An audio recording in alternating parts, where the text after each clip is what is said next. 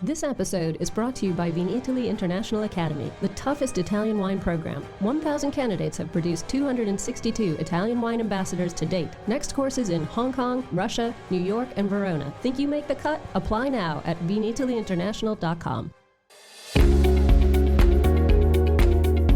Italian Wine Podcast, a Wine2Wine Business Forum 2021 media partner, is proud to present a series of sessions highlighting the key themes and ideas from the two-day event held on October the 18th and 19th, 2021. This hybrid edition of the Business Forum was jam-packed with the most informed speakers, discussing some of the hottest topics in the wine industry today. For more information, please visit wine2wine.net and tune in every Thursday at 2 p.m. Central European Time for more episodes recorded during this latest edition of Wine2Wine Business Forum. Hello, everybody. Hi, it's wonderful. It's wonderful to be here. If not in person, at least as close as could be managed while Hong Kong remains on its 3-week quarantine regime. I am very excited today to have Maggie Henriquez from Krug here with me. We're both going to be talking about different means that you can use to expand the toolkit that we have for talking about wine, really expanding our sensory horizons. Part of this, obviously, is to give us new tools for communication, but on a kind of philosophical level, for me anyway, it's definitely about positioning wine as on a par with the other arts. You know, we have visual art that speaks to the eyes. We have music that speaks to the ears. Wine is art that speaks to the olfactory sense and to the tactile sense. And I think as an industry, sometimes we let a skeptical public push us around and say, look, it's just a beverage. And I think, as so many of us know, that simply is not the case. There are wines that are the equivalent of pop songs or posters. There are wines, and you know that's great as well. There are wines that are the equivalent of eroica. Right? So we need to become more confident, more sure of ourselves as an industry that what we're doing is really as worthy of attention as any visual or audio works. So first off, Maggie is going to be presenting about Krug and the history of Krug and music pairings, which I think is an extraordinary story. Maggie, as I'm sure many of you know, is the CEO and president of Krug and has been since 2009. She's also spent more than 30 years as president or CEO of multinational or global companies in North and South America, as well as now in France. So quickly, Maggie, I will hand over to you. Thank you so much for being here. Thank you so much, Sarah, and hello to everyone. It's my real pleasure to share with you what has been this journey, as Sarah says, of trying to find new ways of enjoying our wines, our champagnes, but especially in this journey where I was just looking for analogies to simplify the message, we discovered something that I would like to share with you. And that is an experience that can happen in any house, and anyone can live it with practically any wine. So I would go with the presenting some slides I prepared for you, because I think images help us to understand better what we want to say. So the house, just a brief little story about the house, because it's important to understand the house and the origin of the house to be able to really understand the composition of the different champagnes the house has. And so the story of the House of Krug is a story of this man, Joseph Krug, who arrived in Champagne in 1834. Just to place ourselves, Champagne is at that time is booming, is really growing, it's becoming very important. Everything is changing in Champagne at that time. He comes from Mainz. Mainz, when he was born in 1800, was France. And in 1834, of course, Mainz was already Prussia, which is in Germany today. And you have to see he left Mainz already in connection with wine. So it's interesting. He knew that a small grower next to another, very close, will produce two different wines. This is extremely important to understand what happens after when he arrived in Champagne. He sees the Champagne offer already by that time. All houses would produce regular Champagne every year. And only in these good climatic years where you have an homogeneous behavior of the soil in principle, this is the Champagne approach, you would then make a vintage. And vintage will always be the selection of better wines to make a better Champagne. This is in general the approach of Champagne. It's never vin de terroir, because in Champagne you don't have vin de terroir. It is by area, because Champagne is extremely fragmented, 280,000 plots in 30,000 hectares. So it is the way Champagne has been developed.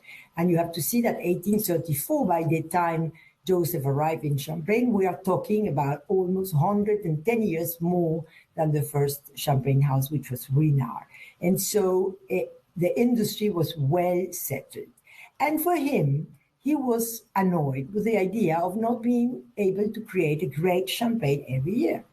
So for him, a good house should be able to offer to his clients every year the best the house could produce. And with this idea in mind, he started developing, he just developed one key idea. And his key idea was, well, if I try to understand every single plot as one wine, as one element, as they called them, and you're going to see where. And he says, and I have a library of very many colors from nature, of very many of these wines from different years. I will be able to every year recreate the most generous expression of Champagne, all flavors and aromas of Champagne together. And this is the best I can offer to my clients every single year. I cannot control climate of a year, but this I can do. Every single year, I follow plot by plot as one element. I just build the library with wines from many different years. And every year, I will be able to receive the colors from nature and look for the missing colors to create this multicolor Champagne. So this is his idea. He developed his idea. He met somebody who believed in his ideas. And by 1843, the house was founded, the House of Krug was founded as a result of an encounter with another house owner who liked the ideas of Joseph and invited Joseph to become a majority after four years of secret experiments, just to make sure his ideas were feasible. And so by 1848, he was quite old. 48 at that time is almost 60 today. He was afraid to die, and he knew he was doing something absolutely unique. So he decided to leave everything written to his son. And this is the fabulous small book of the founder that was found for the first time by the grandfather of Olivier Krug. Olivier Krug is 6th generation. He works in the house today. And his grandfather found this little book, which was kept in a wooden box, closed for 100 years. And in 1972, the grandfather of Olivier, Paul II, found this box and discovered he was trying to understand why the House of Krug had such a different approach to the rest of Champagne. It's not better, it's not worse, it's just different based on a different objective. Remember, he wanted to create the best he could offer to his clients every single year. So you see, he wrote, and here you can immediately understand the philosophy of the house, because Joseph wrote to his son, to create good champagnes, we need to start by having good terroir and good elements. That is the wine result of one plot, the plot wine. And then he says something that talks about his obsession for quality. He says, we could have obtained good champagnes by using regular or even mediocre elements. But these are exceptions on which you can never rely, or you may damage your operation or lose your reputation. So you see that at the same time, he says the most important care has to be taken to the different levels of the champagne creation. And then he says something that makes his house so unique. He says, a good house should only create 2 champagnes of the same composition, means the same quality, no difference in quality. And he says, champagne number 1, his dream, this most generous expression of champagne every year. And then he said the champagne number 2 will be the champagne of circumstances. To create some years, but it will be the champagne of circumstances. So in Krug, the vintage is not a selection of better wines to make a better champagne, but it's a selection of wines that better tell the story of that year, or it's the selection of those musicians which will better play the composition of this year. So you see, after almost 180 years in 2023, this house has many other champagnes, but everything is with the same philosophy. So we have the vintages. We can always offer 2 vintages with the idea of people discovering how different they are, because they just refer to different circumstances of different years.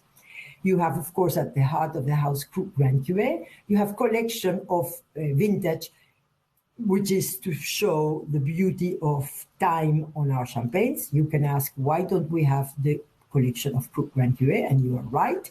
Since 12 years already, we're keeping bottles of Krug Grand Cuvée with the yeast inside for them to become one-day collection. Probably it will be in 15 years, but they will come out one of these days. And then we have the Krug Rosé that was created in the 70s. And at the same time in the 70s, they had this, the discovery of, out of 6 hectares, they bought 15 plots in Ménil-sur-Oger. We found the Clos de Ménil, a soliste in Chardonnay from Ménil-sur-Oger. This is not the most important village for the House of Krug, and Chardonnay is not the most important grape. So the house, Henry Krug, went 7 years looking for a way to tribute Ambonnet, which is our most important village, and Pinot Noir, which is our most important grape. And this is the way the soliste of Pinot Noir also appeared for the first time in 2007, and it was in 1995. So this is what we offer to the market. And you see, of course, champagne number 1, it's the most original champagne of the house, and it is exactly what our founder dreamt and the reason of existence of the House of Krug. Most generous expression of champagne independently of the effect of the year. The champagne number 2 is the music of the year, is the champagne to express circumstances of the year, as I said. And we have the terroir champagne, which comes from what he said in the little book, The Elements, with the Clos de Ménil, as I said, and the Clos d'Ambonnet. So you see, we have the soliste, we have the point. This Clos is the point. The vintage is the 3 different grape varieties and many different plots in one single year. And then the Grand Cuvée is at least 10 different years, the different plots and different grapes. So you see, we used to call this from the point to the universe. In 2009, we already were talking. We hadn't found the little book yet, and we used to talk like this. In 2011, there is Eric Baumard, who is an incontournable in the world of wine in France. He was describing a wine with music. And I called him and I said, what are you doing? And he said to me, this man doesn't know anything about wine, but he knows a lot about music. So I described the wine because he wanted to know. I described it with music. And I said, how comes? And he said, yes, Maggie, don't you know every bottle of wine has its music? And this remained in my mind because we had this solist, we had the music of the year, and we had the music of champagne. So we said, why don't we bring music? Music, it's going to be something that will make people, it will be easy to understand the house. And so we just called this tasting from the soloist to the full orchestra, which is what Krug Grand Cuvée is. And we went deeper and we understood that the house has a musical approach. What we do is that every year for us, the vineyard, the terroir, the plot is a musician. The grape, the type of grape, is a family of instruments. And the year is the score, you see? And so we go plot by plot. It's going to be one wine. And the sound of the different musicians of that year will be auditioned one by one. We received every year around 250 new musicians. Of course, we know who they are, but the score will be different. The sound will be different. And then we have today 150 musicians in the reserve. They are getting deeper, they are getting rounder. When you taste the oldest that has been there since 2006, you can feel how deep it is, how profound, how round, how calm. It's like wise. So these musicians that are in the reserve, waiting for them, for the house, for the cellar master to select them to go into one of the creations, they get deeper and they get bolder and they get rounder. And what the house does is during 5 months, you go plot by plot as a wine and we taste them for 5 months. It's exactly like auditioning a musician. So this is exactly what our tasting committee does. This is our winemaking team, and Julie Cavill is our cellar master. We have at the end of the 5 months about 4,000 tasting notes. Since 8 years, everything is digital, so we can follow the profile. We can follow how these musicians are evolving, the ones in our reserve wines and some others, the new ones coming also. We understand how the plot is evolving according to the work we do in the vineyard. And so every year, everything is there to be tasted, to be discovered, rediscovered, to recreate every year the most generous expression of Champagne. A selection of the wines of the year with a selection of musicians in the reserve wines to recreate this symphony of Champagne every year. Every year is going to be a tribute to Champagne. We use the 3 great varieties and we go all around the region of Champagne. Why it doesn't have to be Grand Cru only? Because we go plot by plot. So we go in Meunier, in the Vallée de la Marne, we have specific plots in Saint-Gemme with our growers, and they are fabulous. And we have Meunier in all our champagnes, which are not the Clos, of course, but it's always there. So it's always this idea of tribute champagne, of creating a symphony of champagne every year. It will never be the same. 250 new musicians are coming and the 150 are evolving, so it is never going to be the same. It is going to be inspired by this idea of always recreating this fullest expression of Champagne. Since 2011, we decided to put this Krug ID in every back label of every bottle of Krug. There is a Krug ID. You can go through Google, through Twitter, through Krug.com, or in an application that is the only free thing Krug has done so far, which is in Apple this year, and next year will be in Android. And through this ID, you get the story of the bottle. You get some tips like never taste a good champagne in flutes, never too cold. You get food pairings, but you also get the music that has been selected or created by different musicians for every one of these champagnes. In 2011, at the 17, every bottle of Krug Grand Cuvée, and then in 18, Krug Rosé has the edition. Edition means the year, the number of years, the number of creations, the number of times the dream of our founder has been recreated. It's once a year, so this means it's the 168th year that the dream of our founder was recreated. You see, and then the champagne number 2 will be always a different composition. 2004 is about freshness and luminosity. 2006 is about roundness and generosity. So every single vintage will be represented and will represent the composition of the year. So with the time, we got connected with the music. We did some experiments where we realized that music was even impacting the tasting, and we started a program that is called in the House of Krug Echoes. So we invite musicians to come to the house.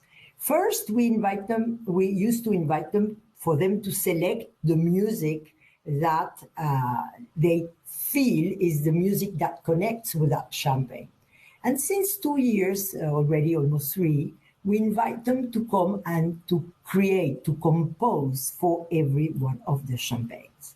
And I'd like to share with you what Ozark Henry, who knocked our door in 2014 when he saw that we were working with music, was interested because he's a researcher, he's a composer, he's a producer, he's a professor, he's a philanthropist, and he wanted to understand what we were doing. So he's been working with us in researching, in going further.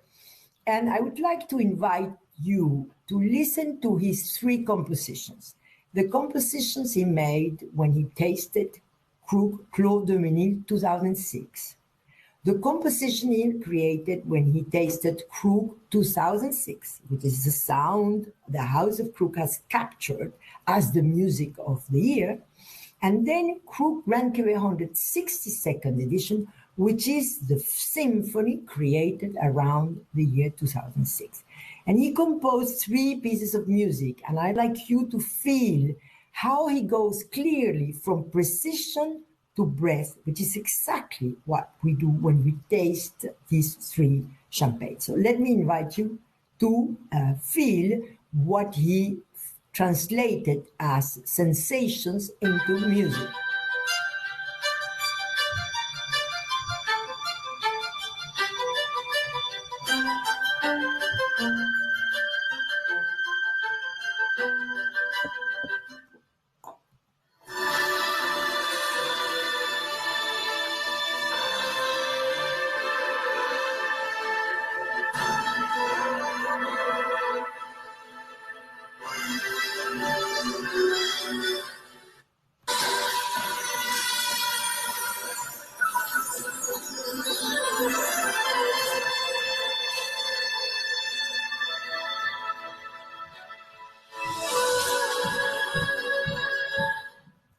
So you see, this is exactly what you feel, and you feel this translation. And when the music is being played, you will feel something happens in the tasting. And I will explain to you why. So how does this happen? Since the beginning, since 2013, musicians come to the house. Eric, who was our cellar master, he continues to be a directeur délégué. He's behind and he supports. And today, Julie Caville, who's 13 years worked with Eric, is a cellar master, and he's just backing her. And he plays piano, so he understood very rapidly the idea, and he has been critical help in building this program together. So he talks, and now with Julie, they talk to the musicians, and they find this common language, how to translate sensation into musical descriptives, and then the musicians will compose. I'd like to invite you to one session so you can see how this happens. Tu vois qu'il y a un élan et après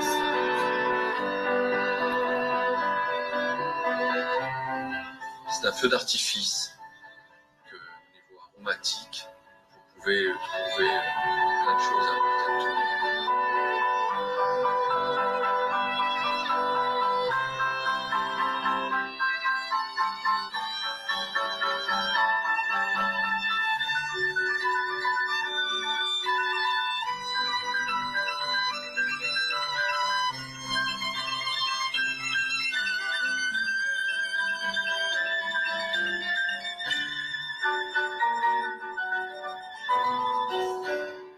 So you see this happens in every session, and you find all these different proposals of music, compositions, or composed in the past, music that is there for you to enjoy and listen with a little high sound. You need good sound at home, and you can have an amazing experience with your champagne and the music.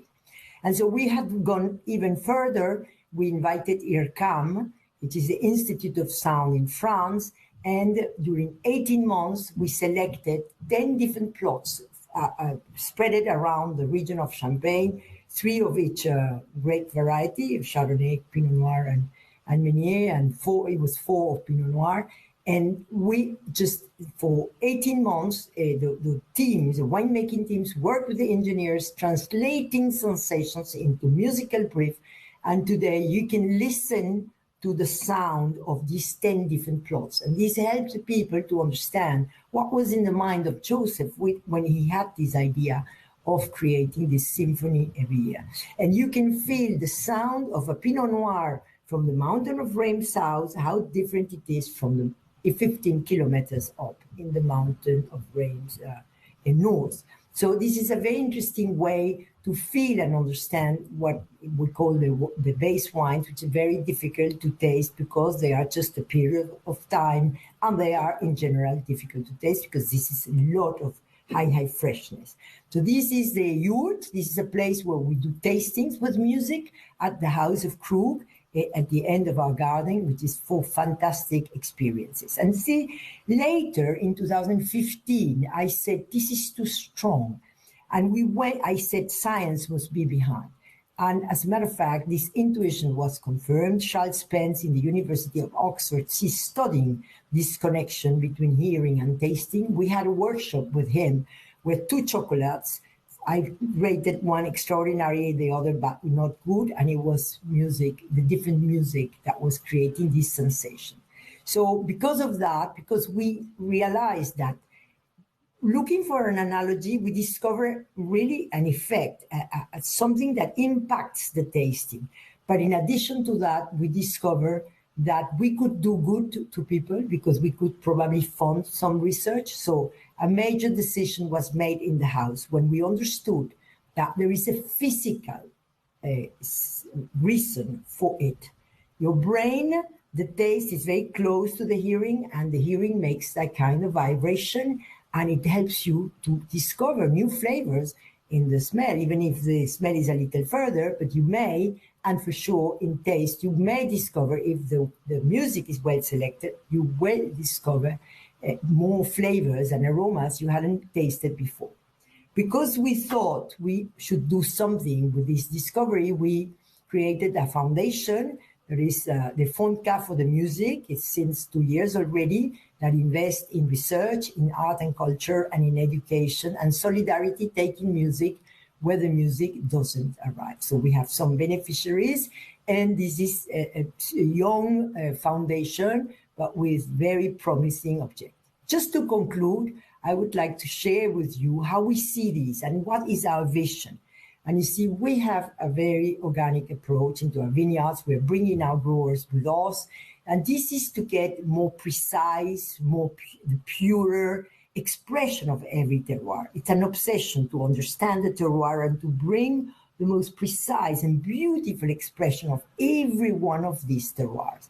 And we are building now in the Clos d'Ambonnet what will be ready in 2 years, in 2023, I would say, is a fantastic theater with a perfect acoustic. It's the place where conditions are ideal for every single wine to be born, for every single musician to be discovered. And so all our wines will be born there. The whole blend and the bottling, everything will happen here. And this is already in construction, and we will have it in 2 years ready. So you can see, I can guarantee you that in Krug, the best is yet to come. Thank you very much. Thank you so much, Maggie. I think it's such an incredible story of how this slight tweak in mindset, right? Using an analogy, it's actually blossomed out into this extraordinary program that's really come back and shaped the way that you're producing as well. So I think it's a great illustration of what we're trying to talk about today, which is bringing the tools of our other senses into thinking about wine to expand our thinking, right? Expand our horizons. Exactly.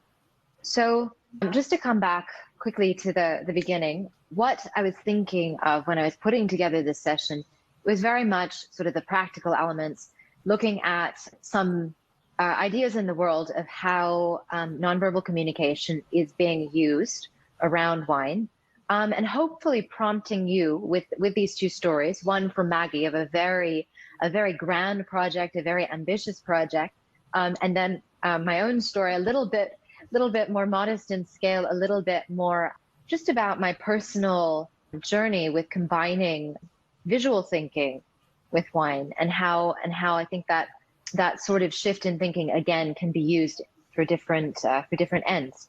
So first of all, I want to talk about some external examples, not my own work, of wine in the visual world.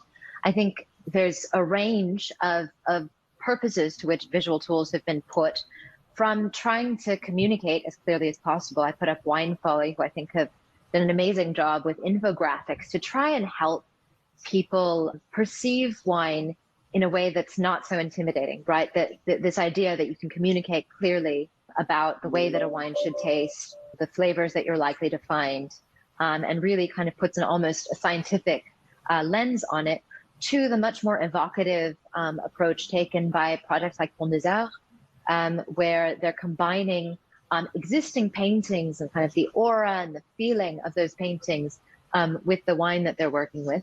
And then sort of a hybrid of the two with a brand, I think of like an Australian brand, Hindering, where they've invited artists and designers to adapt their logo each year to fit the wine in the bottle. So really a variety of different tools, but most of what I saw when I first started thinking about this in a really concrete way in 2018, when I was thinking about how can I, as somebody with a background in art, think about communicating about wine using visual tools.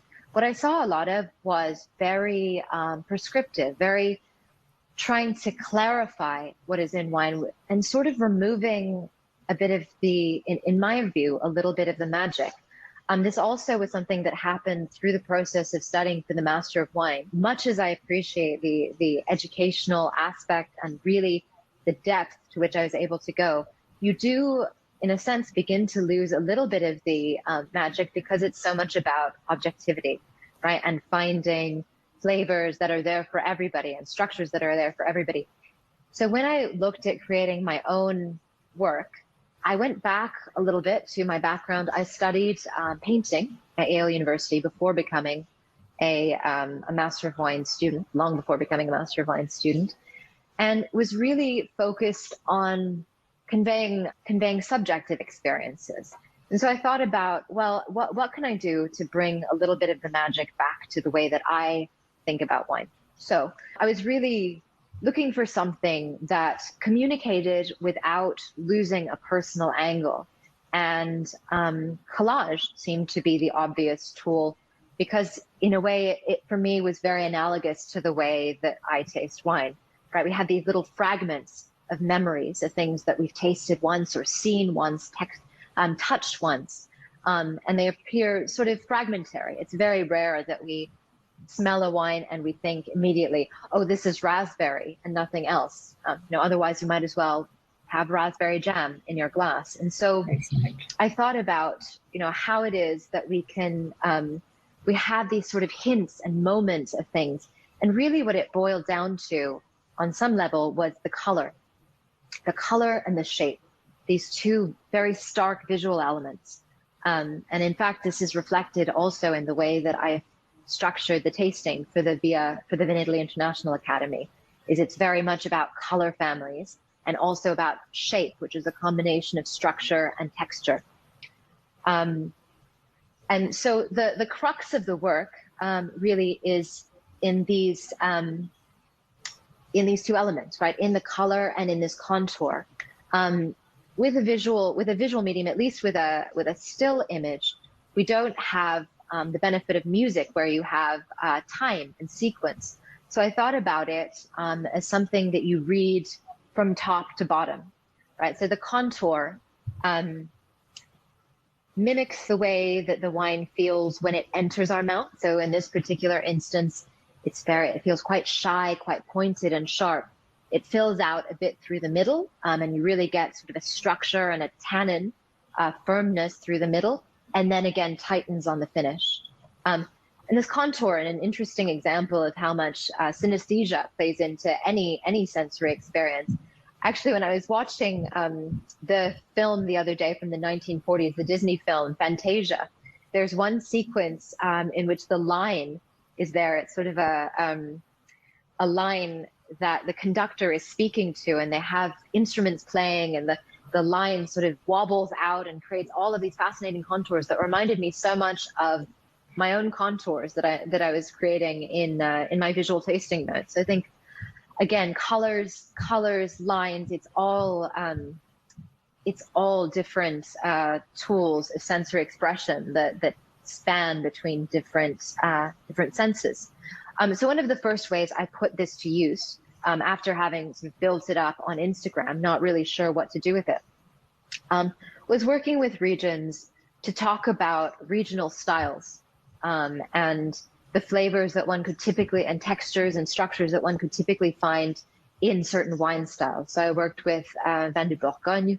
I'm working at the moment with the Rhone Valley, but I've worked with Wine to Spain, Barossa, the Barossa Valley, just to try and create images that reflected a regional style more so than an individual wine. A further development, I guess you'd say, was that I tried for a while with an online retailer, creating images that related to very specific wines that I would be sent to try. And for this, because we were focused increasingly on fine wine, I'd moved from a space where I was creating sort of a visual diary of every wine that I was tasting to really focusing on experiences I was getting and single instances I was getting from tasting one wine. And so I found that I was moving away gradually from the sort of generic fruit imagery, generic spice imagery, more towards textures and increasingly towards these little hints of shapes and colors, sometimes more recognizable as fruit and other aroma descriptors, but really, again, reflecting how in that moment in time, it's always these kind of fragmentary moments of memory. Then increasingly, as I started to do more philanthropic projects, so in this case, it was an auction that I put together with Giardini Romani, where we looked at Italian icon wines and really thinking about wines that have deep meaning for the region or even the country where they come from. So the one that you see on the right is Biondi Santi Riserva Brunello, being a wine that sort of birthed an entire genre, we can say, or Gran Lucia is the one in the middle from Aldo Interno. And so increasingly, as I was focused on these fine wines, on these iconic wines, I began to delve beyond the momentary experience of tasting the wine and thinking more about what is it? What are all of the thoughts that we're having when we're tasting wine? So rarely is it just about the sensory experience. It's also understanding the history, understanding the context, the personal history that you have with the wine. Did you know the winemaker? Have you had conversations with them? And trying to start to reflect some of those elements in each of the images. In the case of the Biondi Santi, that mechanical wheel, just how the wine has evolved through a period of increasing mechanization in winemaking, and yet has remained so close to the land also. So it started to be more than just about the momentary sensory experience and more bringing storytelling back in through the visuals.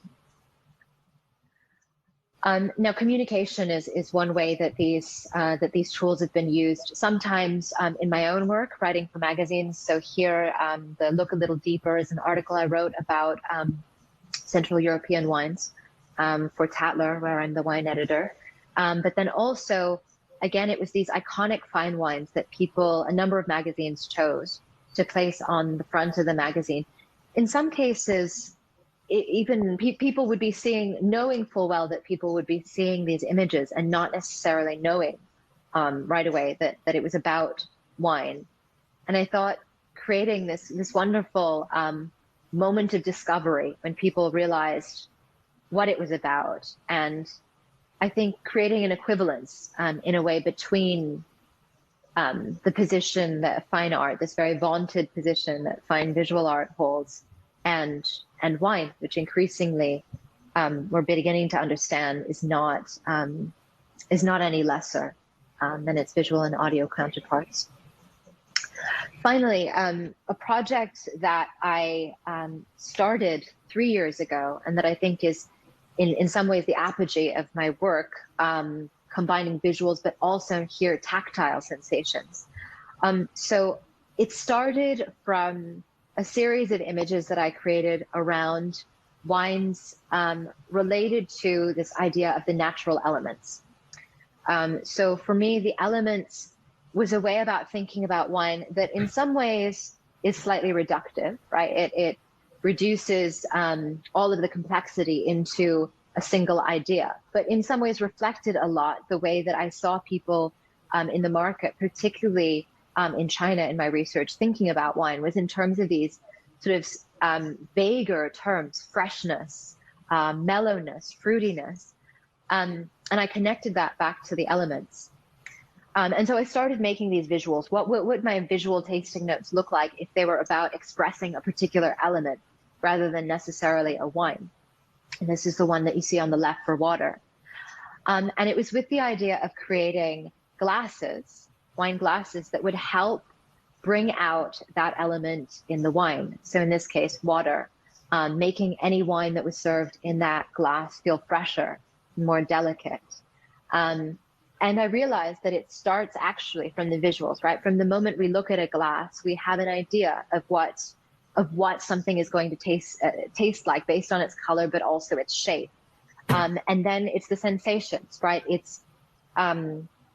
We found that there was a very important difference between feeling a straight surface on your lips as you are pouring wine into your mouth versus a rounded surface, the lip, that you get on the fourth one from the left, the earth glass.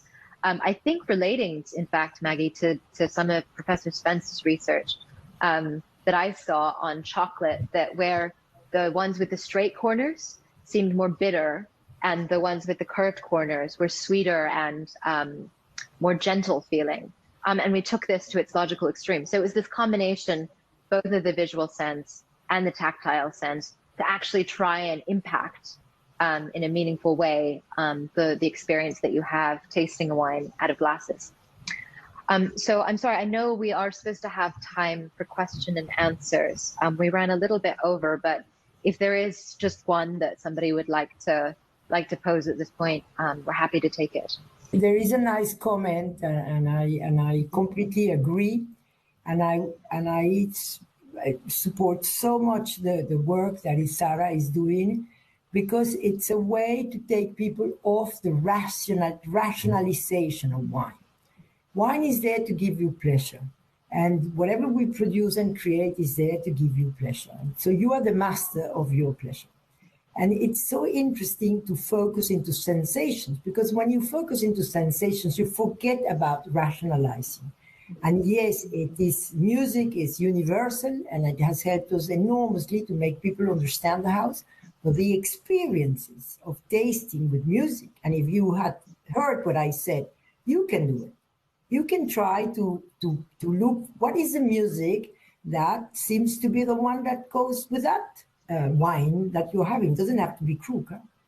And you will find that if you taste it with that sound or music you selected, and you can feel more flavors, more aromas, your selection is good. You can even do a contest with some friends, and it can be so fun.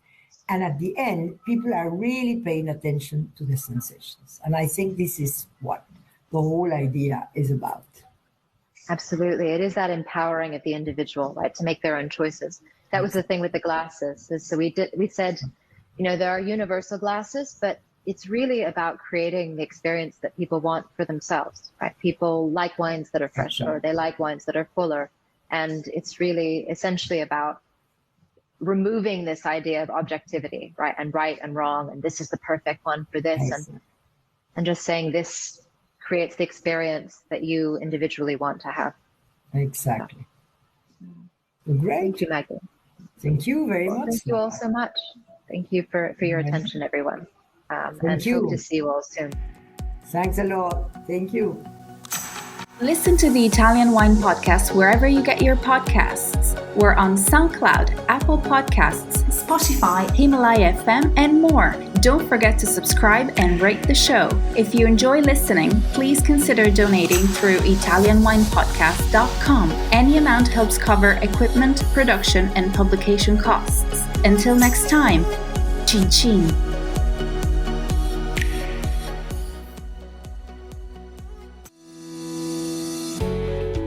Guys, I'm Joy Livingston and I am the producer of the Italian Wine Podcast. Thank you for listening. We are the only wine podcast that has been doing a daily show since the pandemic began. This is a labor of love and we are committed to bringing you free content every day. Of course, this takes time and effort, not to mention the cost of equipment, production, and editing. We would be grateful for your donations, suggestions, requests, and ideas. For more information on how to get in touch, go to ItalianWinePodcast.com.